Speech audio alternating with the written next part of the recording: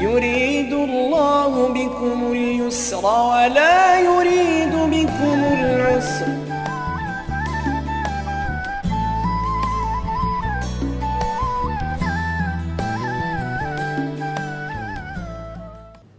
بسم الله الرحمن الرحيم. الحمد لله رب العالمين،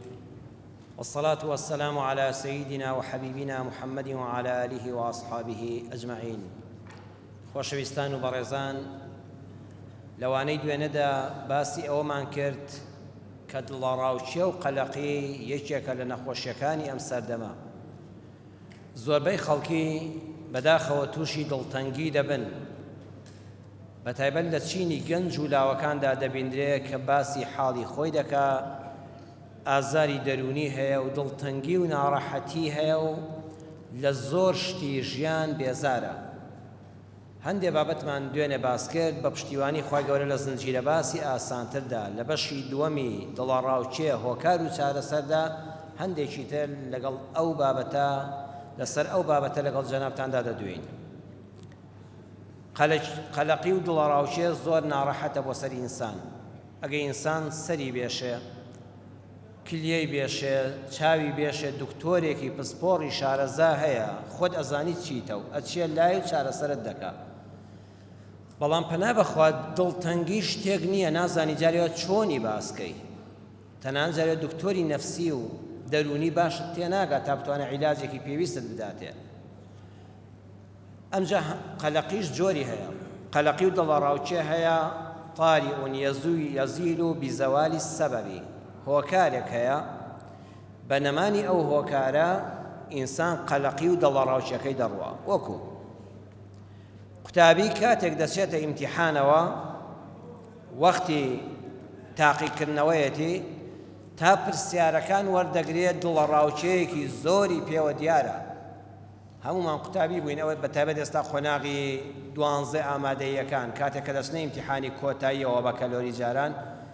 کە پرسیارەکان هەڵدەپسڕێ، هەموو ئەو قوتابیانە وەرە فشاری دڵیان بگرە، بزانت چەند بەدبەتوندی دڵیان لێ دەدات، چەند قەلەقن. ئەبێ پرسیارەکان چ بێت تا دێتە بەردەمی 1001 خەتەرە بە دڵیا دێ. بەڵام ئەمە کاتیە، کاتێک پرسیارەکانی خوێندەوە، بەتایبەتێکە تەلەبەیەکی زیرەک وین بێ وردە بابەتەکەی دادەبەزێ، دێتەوە سەر حاڵی خۆی. یان کاتێک قوتابی و خوێندکار نمرەکانی وەردەگرێتەوە، کاتی کاردوەرگرتنەوە، بە تایبەتی ئەوەی کە گومانی هەیە لە دەرسێکا لە دوو دەرسا کەوتبێ یان دەرچوو بێت، دڵنیایی نییە، ها بزانە تخوا مامۆستا دەی تخوا مامۆستا پێم بڵێت تخوا دەرچوومیان نات، چەند لەو لەحزەیە، لەو یەک دوو دەقەیە تا کارتەکەی دەبینێت چەند ناڕەحەتە. ئەمانە بە تێپەڕبوونی ئەوە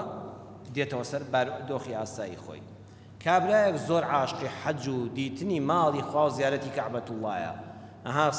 ساڵانە حاجی ناوی خۆی دەنووسێ کە فۆڕمەکە دەرەچێ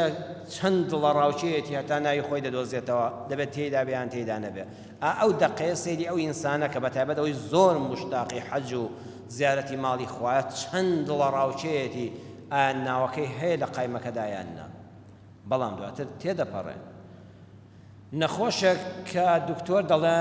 فڵان شوێنە گومانێکیم هەیە خوا نەخواستە سەرەتان و شێرپەنجە ئەوانە بێت، دەینێرم بۆ فەحس تا دێتەوە بزانە ئەو ئینسانە لە چ حاڵەتێکایە، ئەگە ئەولادێک بە دایک و باوکی لە چ حاڵەتێکایە، ئەگە خێزاندار بێ خێزان و منداڵەکانی لە چ حاڵەتێکان تا فەحسەکە دەرەچێ پیسەیان پاکە. چەند قەلەقە ئەو ئینسانە. بەڵام ئەگە خوا ڕەحمی پێکرد و پاک بوو، قەلەقێکە دەڕوە. ئەم حاڵەتانە کاتین تێدەپەڕدێن و دەڕۆن. کوڕ و کچ کاتێک دەنێرنە خوازبێنی، کوڕ کاتێک دەنێرێتە خوازبێنی کچێک و باوک و مام و کەس و کار و بەڕێزێکی وەکو جەنابتان دەچێ، ئەوە بزانێت لە چه حاڵەتێکی نائاساییدایە تا دێتەوە، بە تایبەتێکە خوا نەخواستە باوکێکی نەزانی هەبێ کە بیر و ڕای کچ زۆر نەخوێنێتەوە، بە میزاج کار بکات، دەیدایان نایدا، بزانە ئەو کوڕە فەقیرە لە چه حاڵەتێکایە، هەتا خەبەرەکەی بۆ دێتەوە داخۆ پێشکەشیان کردویان نایە. یان کچەکە لە چه بارودۆخێکایە، ئایا باوکوڕە دایکی و بنەماڵی ڕازین دەیدەن بە دڵخوازەکەی خۆیانە، چه قەلەقیەکی هەیە. بەڵام ئەگە ئامانجەکەی هاتەجێ ئەم قەلەقیانە دەڕوا. بۆیە قەلەقی و دڵەڕاوچەی یەکەم بەهۆی سەبەبێکەوەیە، بە تێپەڕبوونی ئەو سەبەبە دڵەڕاوچەکەش کۆتایی پێدێ، کەواتەوە هیچ جۆر مەترسیەک نییە، ئەوە شتێکی ئاساییە و لە هەموماندا ڕوودەدا. هەندێک قەلەقی هەیە ڕۆژێک، دوو ڕۆژ، هەفتەیەک دەمێنێتەوە. قەلەقیمان هەیە بەڕێزان لە زانستی دەروونناسیدا باسی ئەوە دەکات زۆربەی خەڵک بە تایبەت ئافرەتان لە وەرزی زستاندا تووشی خەمۆشی دەبن کە بەهارهات نەخۆشەکەی لا دەچێت یعنی بە تایبەت لە چلەی زستان و ئەوانەدا ئەوە حاڵەتێکی سروشتیە لە پیاوان و لە ژنان بەڵام لە ژناندا زیاتر پێی دەڵێن خەمۆشی و قەلەقی زستانە کە دایمە هەورە ڕەشەکان دێن و بەردەوام بارانە و ئینسان زۆر لە ژوورەوەی و کەمتر دەرچوونی هەیە قەلەقی بۆ دروست دەبێت ئەوەش تێدەپەڕێت ومن الناس من يقلق لأتفه الأسباب هەشە هەر بۆ خۆی بە بنەماڵە بە ویراسی بۆی ماوەتەوە لەگەڵ بچووکترین شتا دڵڕاوچێ بۆ ڕێدەکەوێت زۆر گەرما بێ هەر دڵڕاوچێتی قەلەقە زۆر سەرما بێ هەر دڵڕاوچێتی ببارێ هەر دڵڕاوچێتی نەبارێ هەر دڵڕاوکێتی معاش هەبێ هەر دڵڕاوچێتی نەبێ هەر دڵڕاوکێتی یعنی دایما بە بچووکترین شت خەمبارە میوانێکی بێ یەخوا میوانەکە نەڵێ ئەرێ ئەو شتتان بۆ وایە یەک هەفتە خەفەتی پێوە دەخوا بەدەست خۆی نییە یعنی بە بچووکتر لە مزگەوتایە یەکێ لە هاوڕەیەکی تەنیشتی بڵێ کاکە یەک تۆز بڕۆ بەو لەوانەیە ناتەوە بۆ مزگەوت دڵی ناسکە ئەو دڵناسکانەش بەردەوام قەلەقن چونکە قبوڵی قسان نییە زۆر هەز ناسکن ئافرەتی وایە تووشی کێشەی خێزانی دەبێت خەزوری وەکو باوکتێتی دەڕۆڵە کچم دەبوایە تۆ زووتر هەستایە ئەم قسەیە لەوە چێ بیباتەوە ماڵی باوکی و کێشەیەکی گەورەی دێ دروست بێ لە کاتێکە شتێکی زۆر بچووکە وەکو باوکی ئامۆژگاریەکی کردووە وە کچی خۆی سەیری کردووە بەڵام قبوڵی نییە ئەوانە بە بنەماڵە و ویراسیش تەسیری هەیە لە دایکیەوە بۆی ماوەتەوە هەیە لە مامیەوە بۆی ماوەتەوە هەیە لە باپیریان وا بووە زۆر کەم چێکڵدانن ئەوانەی کەم سەبر و کەم تەحملن بە زۆری تووشی نەخۆشی قەلەقی دۆڕاوچە دەبن چونکە تەحملی قسە ناکەن هەر یەکسەر هەڵدەچێت یەکسەر اینجا هەیە لە دڵیا دەرناچێت ئەم قسەیە مانعی نییە 10 ساڵ هەڵی گرێ هەر لە بیری ناچێتەوە شتەکە زۆر بچووکیشە بای ئەوەندەش نییە بەڵام ئەم خەفەتە دێنێ و دەبا تا دەیکاتە برینێکی دەرونی لە ناخیدا کە بەڕاستی ئەمەیان زۆر خراپە خوا پەناماندا ئینسانی دڵناسک و دەروون لاواز لەخوا لە زۆر شوێنە جێی نابێتەوە چارەسەری قەلەقی یەکەمیان قەلەقیەک کە بەهۆی بیرکردنەوە لە داهاتووە تووشت دەبێت دوێنە شەو عەرزم کردن ئینسانی وا هەیە هەمیشە بیری داهاتوویەتی ئەبێت چی ببێ و چی ڕوو بدا بەرنامەی جوانت هەبێ بۆ ژیان کافیە بەرنامەت هەبێ پلاندانان بۆ ژیانێکی تەندروست باقی بسپێرە بەخوا بەڕێزان ژیان وەڵڵاهی بۆ قورسیە نییە کە ئێمە وەکو شانمان داوەتە بەری ها پێغەمبەری خوا صلی الله عليه وسلم لە صحیحی مسلم ژمارەی فەرموودا 1054 سەرۆرمان صلی الله عليه وسلم دەفەرمێ قد أفلح من أسلم سەرفرازە ئەو کەسەی موسڵمانە بەخوا برام ئەگە خوا دەکا ئەهلی ئیمان دەبی والله دنیا هەر تێدەپەڕێ بەخوا ئەیامەن معدوداتە ئەگەی خوا دەکا ئینسان لەسەر ئیسلامەتی و ئیمانەکە دەمێنێتەوە و بە ئیمانەوە دەچێتە بارەگای خوا قەد ئەفلەحا ڕزگارت بووە ماڵوێران کوڕە بەدبەخت قەلەقی خەمباری بووە کەسێک باشە پەنا بەخوا لەم ڕۆشنایی ئیسلام و ئیمان و مزگەوتە بێ باشە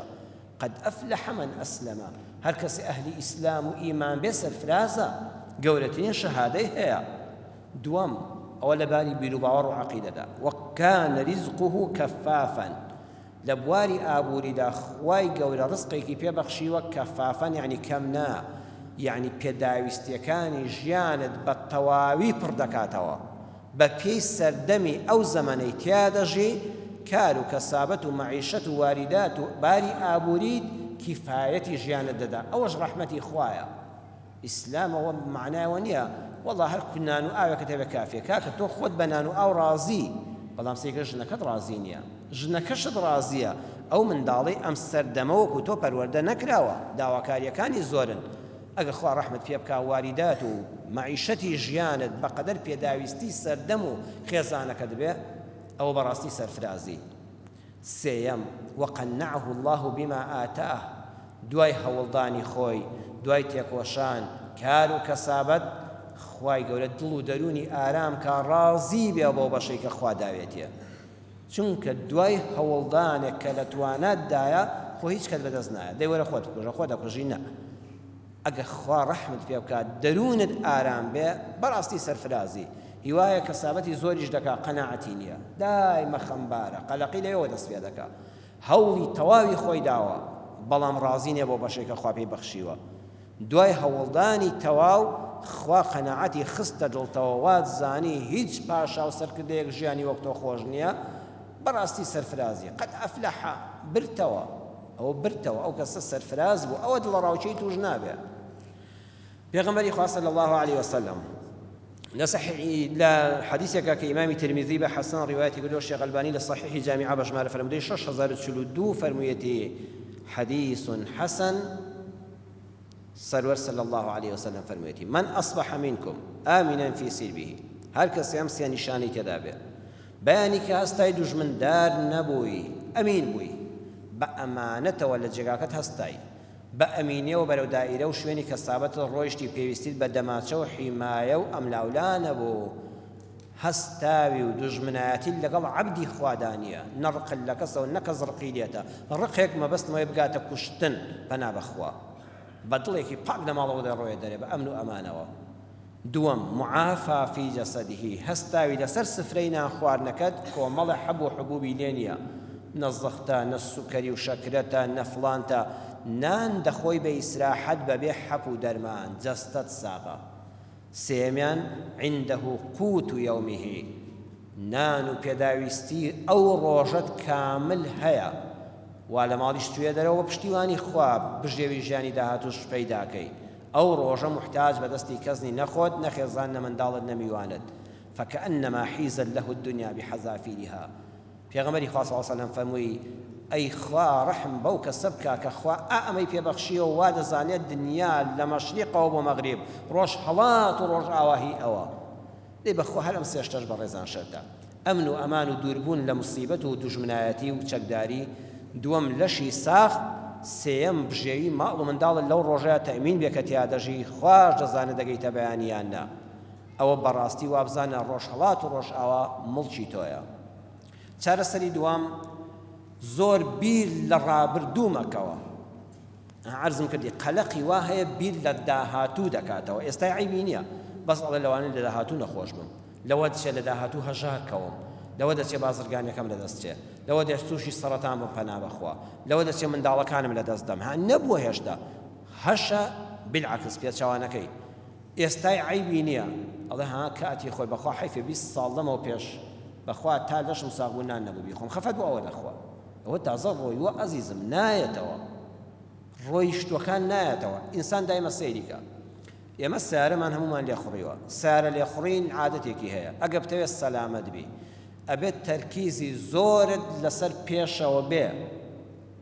ئەگەر کەسێ سایاقی بکە و شۆفێری بکە بەردەوام لە ئاوێنەی ناوەڕاستەوە هەر چاوی لە دواوە بێ بەڕێزان تووشی چ دەبێ تووشی دەیان کارە سات دەبێ تۆ هەر چاول لە دواوە بێ هەر چاول لە ئاوێنەی ناوەڕاست بێ و هەر بڕوانێ دواوە وەڵا وەختی ئەزانی کەوتوی چاڵێکەوە خۆت بە سیارەیەک کێشاوە خوان خواستە خۆت بە کەسێک کێشاوە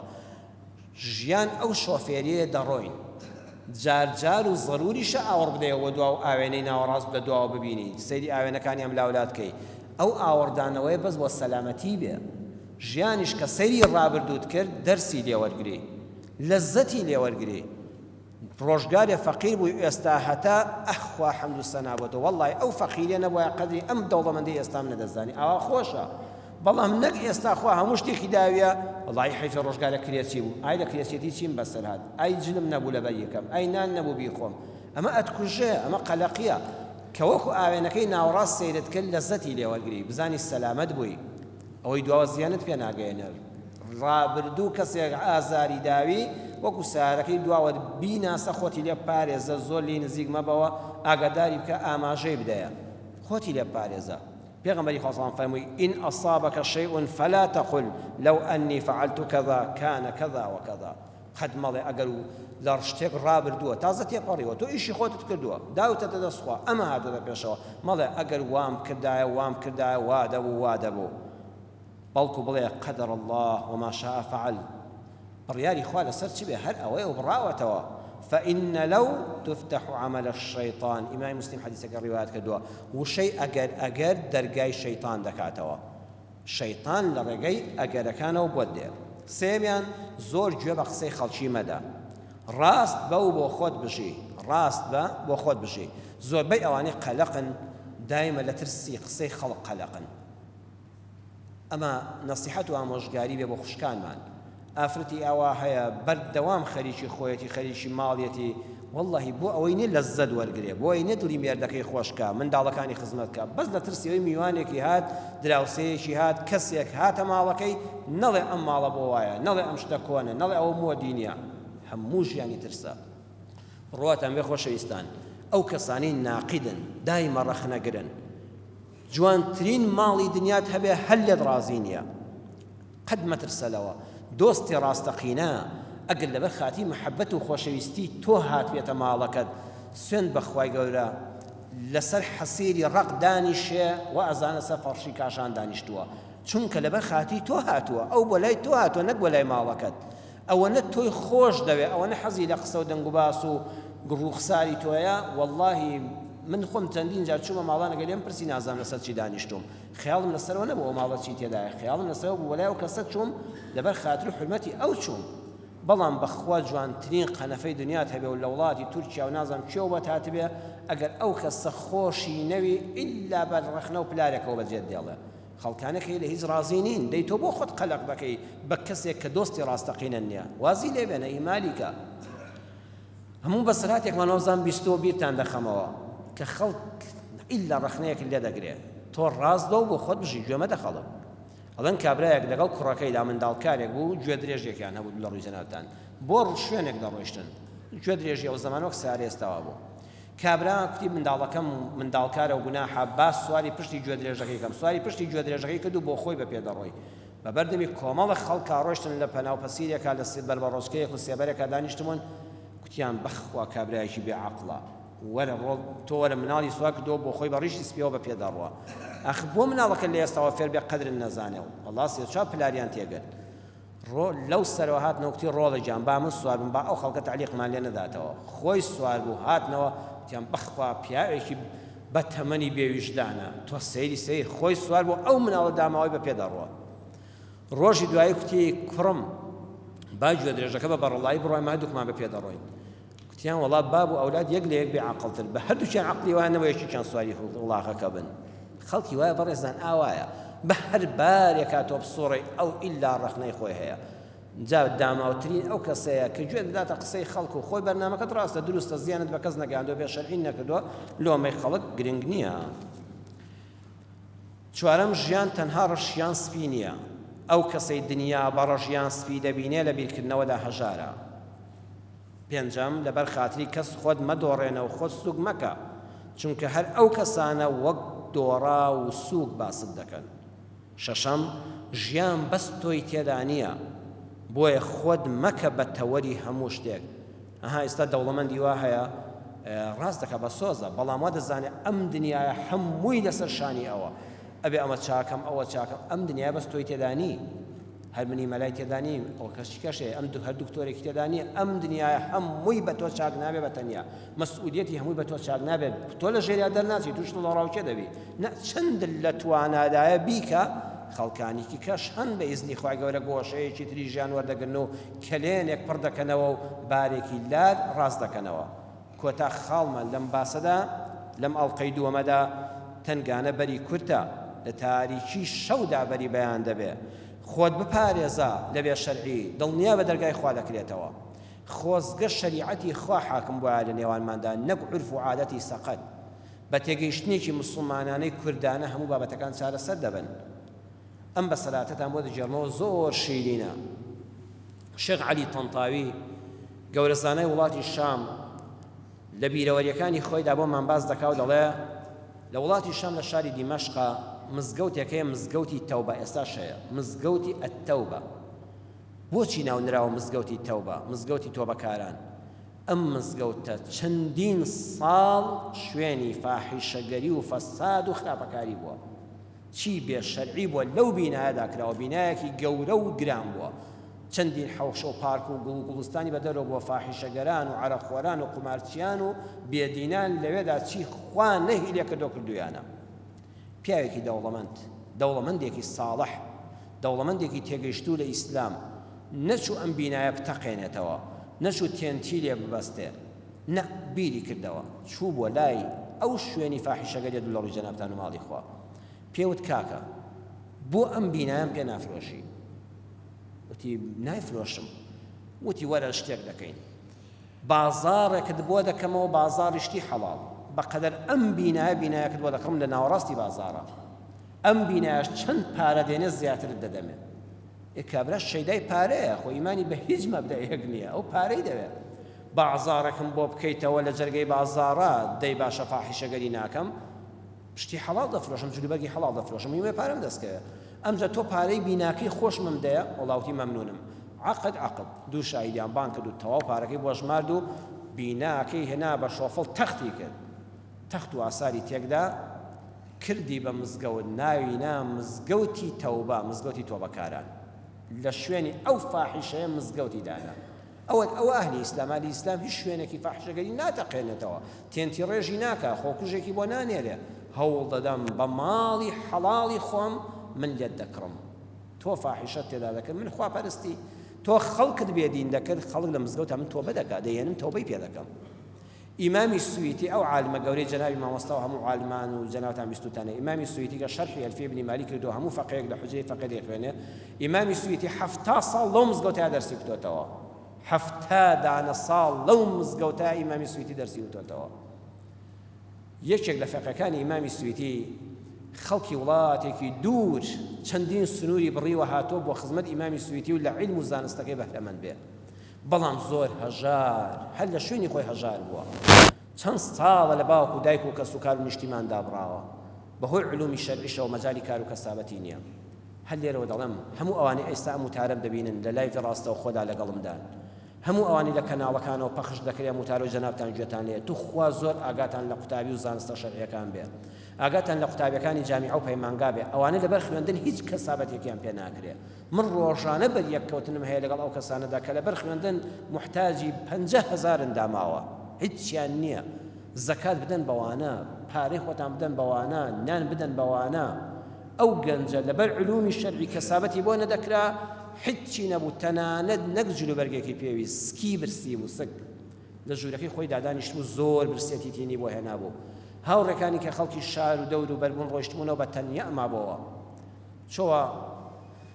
حجرەکەی خۆی و برسێتی تینی بۆ هێنا تەنانەت گەیشت بۆ حەدێک شەرع ڕێگەی بدا بچێ شل لە خەڵک بستێنێ دەبۆیە برسێتی خۆی ڕزگارکەم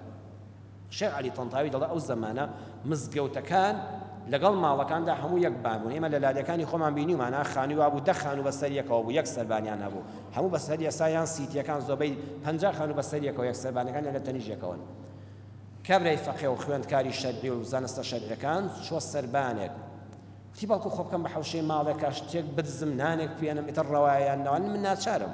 سەیری کرد ئافرەتێک لە ماڵێکە ئافرەتێشکە جل هەڵدەخا لە حەوشەیە بەخوای چی بۆ نەکرا ڕۆیش گەیشتە چوارەمین سەربان سەیری کرد بۆنی کێشتێکی خۆش دێت جا برسیبی و بۆنی خواردنی گەرم و هەڵاوی گەرمت بۆ بێ حەوشەکان نزیک بوون خانوەکان نزم بوون خۆی فڕێدا سەر حەوشەکە چۆ ماڵەکەوە ڕوانی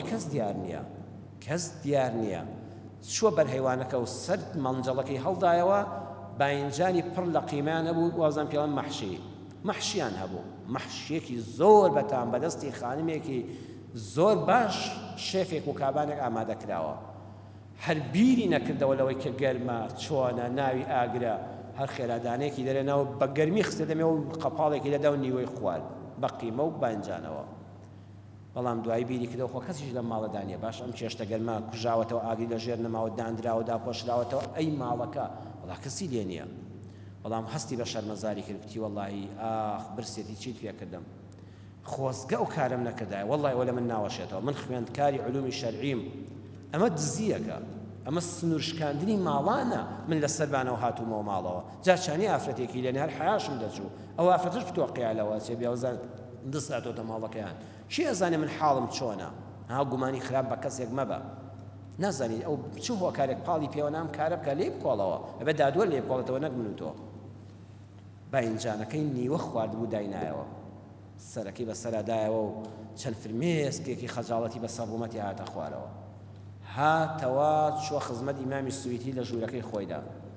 بڵێ قوربانکارێکی وام لێ بەسەر هاتۆ تخوا شەرمەزاری لای جەنابم تۆ وات پەروەردە نەکردبووین بەڵام وەڵڵاهی برسێتی تووشی ئەم هەڵایی کردم ئەوە فەقیرە. فەقیر ئەو کەسە نییە سوال دەکا، فەقیر ئەو کەسە نییە 50 تەلەفۆن دەکا بزانە دینارێک سەرزەکات لە شوێنەکەیە 50 جا بۆی دەچێت، شەرمی نییە داوا دەکا. فەقیر ئەو کەسەیە خەریکە دەمرێت لە برسانە ڕووی نییە داوا بکە، کەسیش نازانێ ئەم داماوە حاڵی ئاوایە، ئەوە زەکات و سەرفترەی پێدەشیە، ئەوە مستحقی شەرعیە. دێتەوە خزمەت ئیمامی سویتی سیرەکە ئافرەتێکیش لەوێ دانیشتووە. ئیمامی سویتی دەفەرمێ وەڵڵی کچەکەم داواکەت ڕەوایە، حەقی خۆتە، بەو خوایە هەموو فەقیەکان وانی دەوروبەرم بە سەردان و ئیجازە و بەرە جێژن و ئانە ڕۆیشتونەوە، ئەم کوڕە غەریبە نەبێ کەسی نییە لەم دەوروبەریا و چەندین سنووری وڵاتانی بڕیواتە هاتۆتە ئێرە. بە کوڕەکە دەڵێ ئەمیش نازانێ ئەمە باسی چییە و جوابی چییە مافرەتی داوەتەوە، نازانێ پێشتر قسە و باز لەگەڵ ئەم خانمەدا چی بووە. مامۆستا ئیمامی سویتی دەفەرمێ کوڕم ئامادەی ژن هێنانت هەیە حەزت لێ ژن بێنی؟ ئەویش دەفەرمێ قوربان بمبوورە ئەگەر جوابەکەم بەو شێوەیە بێ، پیاوێک سکی برسی بێ خۆی پێتێر نەکرێ چۆن بیر لە کەسێک بکاتەوە ببێتە هاوبەشی ژیانی. فەمووی ئەگەر کەسێک هەبێ خاوەنی خانوو بێ، خاوەنی ماڵ بێ، خاوەنی زێر بێ، خاوەنی پارە بێ، خاوەنی نان بێ، بەس کەسێکی گەنجی محتەرەمی بێ هاوسەری ژیانی بێ. وتی جاشتی وا هەیە، وتی ئەرەوە ئەم خانمە باشە هاتووە، مێردی هەبوو وەفاتی کردو و مناڵیشی لێی نەبووە، مێردەکەی تەنها مامێکی نەخۆش و هەژاری هەیە، دۆر بە دەوڵەمەندی بەجێ هێشتووە. ئەم ئافرەتە بەڕێزە شاتۆتە لای من دەڵێ مامۆستا بەخوا من لە دنیادا لە هیچم کەم نییە، بەڵام مافی خۆمە مێردم دەوێت، هاوسەرم دەوێت. ئەها دین ئاسانە، ناڵێن حیا و حرمەتی لێ هەڵگیراوە، ئەڵێ سوێن بەخوای گەورە خۆشترین خواردنم ئەمڕۆ ئامادە کرد بوو، لە کاتی خواردن ئامادەکردنا بیرم لەوە بوو خۆزگە لەسەر سفرەکەی پیاوێک هەبووە لەگەڵدا نانی بخواردایە، خۆزگە هیچ کە بە تەنیا نانم نەخواردایە. وەڵڵاهی مەنجەڵە شێشتەکەم داناو هاتمە خزمەت جەنابەت، تو خوا مامۆستا چارەسەرێکم بکە، تو خوا کەسێکی شێوم بۆ بدۆزەوە بەڵکو هاوسەرم بێ. ئەگەر شەریعەت حاکم بێ خەڵک بە دینی خوا تێبگەن ئەمە عیبەی تێدا نییە. وەڵڵاهی لە کۆمەڵگەی ئەمڕۆدا بێڵێن ئەوە بابە حایدی هەڵگیراوە، خۆی بە دوی پیاوە ڕادەکا. یان مەلای وامان هەیە وەڵڵاهی کچێک بێوەژنێک بچێتە لای ئاوا بڵێ لەوانێ پڕۆبرەت دەرەوە هەی بێنە بێ شەرم ئەو عیب ناکەی. ئیمامی سویتی ئەو عالمە گەورە 70 ساڵە مدەڕیسی شەرعیە زۆر بادەوڵە وەڵڵی کچەکەم خوشکە باشەکەم بەخوا حەقی خۆتە، شەریعەت بۆی داناوی هاوسەرت هەبێ، وەڵڵی ئەم کوڕە باشم لایە. سێریکی کوڕەکە دەکات موچاوێکی جوانی مبارەکی نورانی، ئەویش سێریکی ئافرەتەکە دەکات دەڵێ وەڵڵی چاکە ئەو ئافرەتە بێ بە من ڕازی بێ نوری عەلا نور، وەڵڵا هەر لەوێ لە یەکی ئامارە دەکات مزگەوتی مزگەوتەکە شاهیدێکی وەکو جەنابتان بانگ دەکا و مارەیان دەکا. دین ئاسانە بەس خەڵق قورسی کردووە. ئیمامی سویتی دەفەرمێت جا با چێشتەکە گەرم نەبێت سار نەبێتەوە، هەر لەگەڵ خۆتا دەستی بگرە و زاوا بەرەوە بۆ ماڵەوە نانەکە بەیەکەوە بخۆن. ئافرەت دەستی زاوا دەگرێ و ئەو هەموو مەڕاسیم و شەکرا و خواردنەوە و هەرا و بەزم و قورسکردن و ئەم ژنە هیچی نایە، بەس پیاوێکی ڕێکپێکی لێ پیاوەش بۆ بمێنێتەوە تا شەو دوی سبەی شەو ئەوانە هەر لەوێ لە یەکی ئامارە دەکات دەستی گرێ لێبێتەوە ماڵەوە. مەنجەڵە خواردن دێنە ژن و بێر بە بەختەوەری بە پێکەینەوە کە مەنجەڵ هەڵدەدرێتەوە سیر دەکا مەحشیەکەی و نیوەی خوراوە. ژنەکە دەڵێ وەی پشیلە ناتێتە سەری، پس باشە بۆ دانی ئەمە شوێندەمی پشیلە و ئاژەڵ نییە، نیوەی خواردەوە جوان دایناوەتەوە لە شوێنی خۆی سەر قەباقەش دانراوەتەوە، بەخوا دزیش وایە هەموو مەنجەڵەکەی دەبرد، ماڵەکەش دەستکاری نەکراوە. فێرخوازە زانستە شەرعیەکە فرمێسک بە چاوی دێتە خوارەوە، ئەڵێ تخوا بمبورە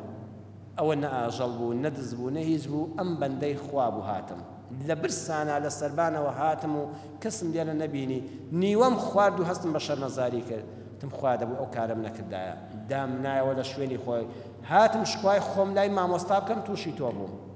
بەڕێزان لەبەر خوا وازی لەو کارە هێنا،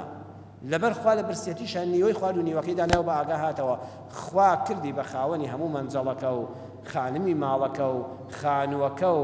دەوڵەمەند بوو بە یەکێک لە زانایان خوێندنی لە خزمەتی ئیمامی سویتی تەواو کرد. بۆیە قەلەق مەبە، ڕاڕا مەبە، پاک بە لە جیاتیەوەی کەسێک گەنجێکە تخوا چەند پیلان دادەنێ ئەرە چۆن باندێکی دزیکردن پێکەوەنێ سارێک بدزین و زەلامێک قوژین و گەنجێک ڕوودکەینەوە. وەڵڵاهی ڕوبعێکی ئەو پلان و نەخشانت بۆ کاسبی حەڵاڵ و ڕووکردنە خوا دانەی خوا ئاگادارە خوا ئەوە دەرگال لێ دەکاتەوە، نە دڵە ڕاوچێت دەبێ، نە قەلەق دەبی، نە تووشی ترس و دڵە ڕاوچێ دەبی، نە تووشی داوی پۆلیس و مەحکەمە و گرتن و سجن دەبی. ئەمەش بابەتێک بوو هێشتا قەلەقی و دڵە ڕاوچێ ماوێتی بەویستی خوا ئینشاء الله هەڵی دەگرین بۆ دەرسی داهاتوو. وصلى الله على سيدنا محمد وآخر دعوانا أن الحمد لله رب العالمين. يريد الله بكم اليسر ولا يريد